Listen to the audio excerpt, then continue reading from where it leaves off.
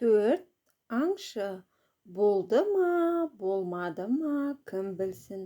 Әйтеуір баяғыда бір ауылда төрт аңшы өмір сүріпті деседі. Олардың аттары Сәмәт, Мәмет, Бәлет және Ахмет екен. Сәметтің мылтығының дүмі, Мәметтің мылтығының ұңғысы, Бәлеттің мылтығының шүріппесі болмапты, ал Ахметтің ешқандай мылтығы жоқ екен.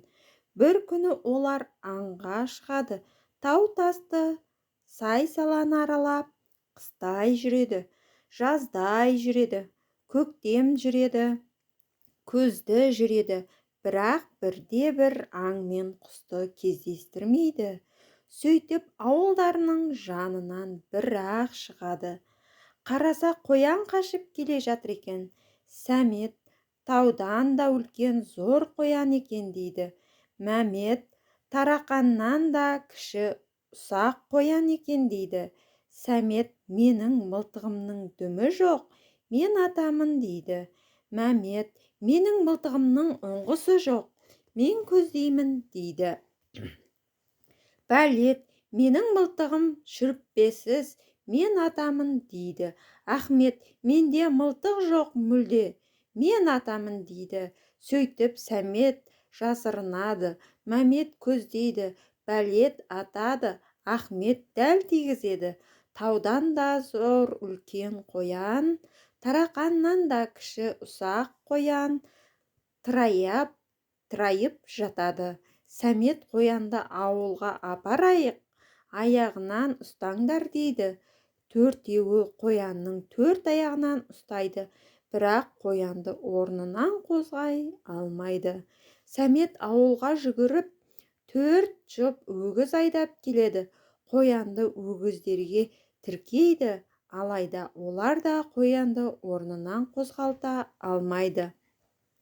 Мәмет осы кезде Таңқу кемпірдің бір көзі жоқ әтеші бар, қоянды сонымен сүйреп апарсақ деп ақыл қосады. Бәлет ауылға жүгіріп кетеді. Ахмет әтешті алып келеді. Қоянды әтештің үстіне артады. Оған төрт жұп өгізді қоса тиейді. Ең үстіне төртеуі отырады. Сөйтіп аңшылар әтешке мініп ауылға қайтады. Бүкіл ауыл аңшыларды қарсы алуға шығады.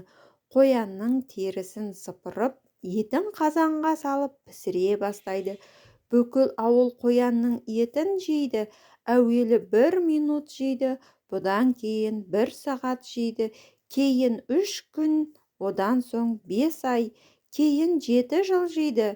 7 жылдан соң да бітіре алмай, ақыры еттің қалғанын тышқандар азық қылады. Қоянның терісінен малақай тігеді. Ең үлкен малақай оймақтан кіші болып шығады. Ең кішкентай малақай себеттен үлкен болады. Маған да бір малақай бұйырды.